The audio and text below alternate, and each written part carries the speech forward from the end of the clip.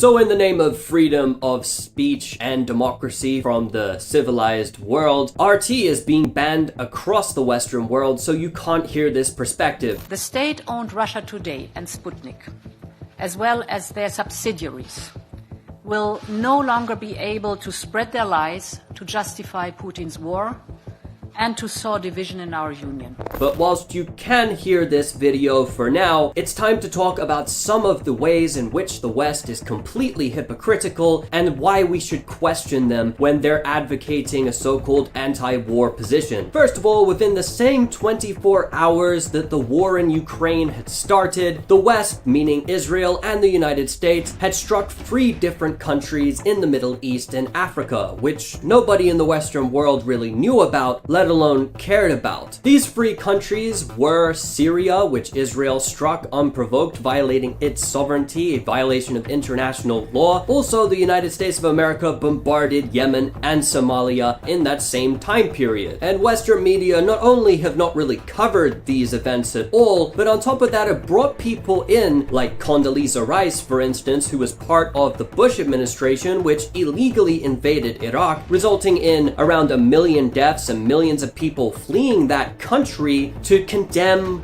war crimes. This really can't be made up. I've argued that when you invade a sovereign nation, that is a war crime. I mean, I think we're at just a real basic point there. Well, I'd agree. It is certainly against every principle of international law and international order, and that's why throwing the book at them now. And it's not just former Bush administration officials who are being rolled out on Western television, whether it be Fox News, CNN, MSNBC, or even the BBC and other outlets in the West who advocate an anti-war position, themselves being war criminals. And really, it seems so far that these figures haven't been as bad as some of the reporters and news anchors in Western media in general, in terms of the language that they are using to describe this conflict. We're hearing things like the civilized world is now being attacked, or so-called civilized countries are being attacked, people with blonde hair and blue eyes are being attacked, therefore we should care more about them because of the fact that this is happening in Europe to Europeans, or that it's happening to a so-called civilized country. This isn't a place, with all due respect, like Iraq or Afghanistan, that has seen conflict raging for decades. This is a relatively civilized, relatively European, I have to choose those words carefully too, city where you wouldn't expect that or hope that it's going to happen. Yeah, well, just to put it bluntly, these are not refugees from Syria. These are refugees from neighboring Ukraine. I mean, that, quite frankly, is part of it. These are Christians, they're white, they're very similar to many people who live in Poland. I'm sorry, it's very emotional for me because I see European people with blue eyes and blonde hair being killed, children being killed every day with Putin's missiles and his helicopters and his rockets. Now the unthinkable has happened to them. And this is not a developing third world nation. This is Europe.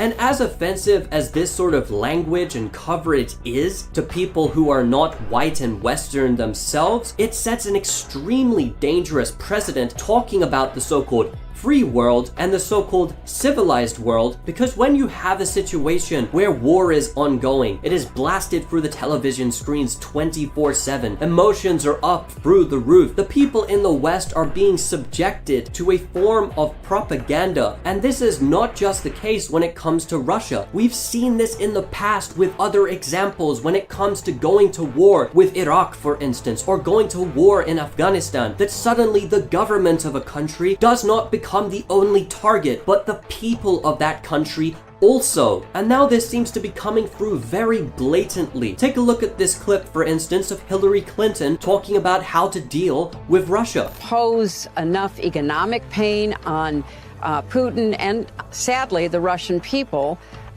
combined with providing weapons, that might be the only way. So Hillary Clinton's point of view, and this is a woman, by the way, who is in large part responsible for the complete destruction of Libya, the NATO invasion of Libya, which has turned it into a failed state at this point and caused a refugee crisis. Yes, we came We saw, he died. And that's not the only war she was involved in, that in order to save one people, we have to attack, destroy, possibly kill another people. And see, when former Washington officials like Hillary Clinton, whose husband, for instance, introduced the sanctions against Iraq, which starved to death 500,000 children, are saying these sort of things openly, and when we start to accept this sort of propaganda, which paints people outside of the Western world as basically barbarians, as people who are led by Hitler-like figures, and who are dressing differently to us, speaking differently to us, maybe have different religious views to us, it is extremely dangerous. And the worst part of this all is there is ample examples in the past of the West doing the exact same thing against its enemies. And what they needed to see was American boys and girls going house to house, from Basra to Baghdad, and basically saying, well, suck on this. We could track this back to Vietnam and how the Vietnamese were portrayed to Western audiences during the war efforts against Vietnam. Or for instance, the Japanese and how they ended up being treated in the United States, placed into concentration camps. This is all because of the fact that we in the West, specifically the Western media, have undermined the humanity of people in places like Iraq, like Afghanistan, like for instance in the past Vietnam or Japan or wherever else we choose to go to war with, so we can forget the millions of people that Western nations have killed all over the world, that they have expelled from their homelands. This sustained attack left dozens dead and many injured. Babies were among those killed. They bombed our homes while we were sleeping. All night the airplanes were bombing. About 50 people died. 40 to 50 people were injured. What did these children do wrong? And we can simply look with tunnel vision at something an official Western enemy is doing wrong and therefore justify killing people in that country and attaching a leadership to the people of a country. That means we can stereotype them. That means we can ban them. That means we can persecute them because they are not part of our civilized world.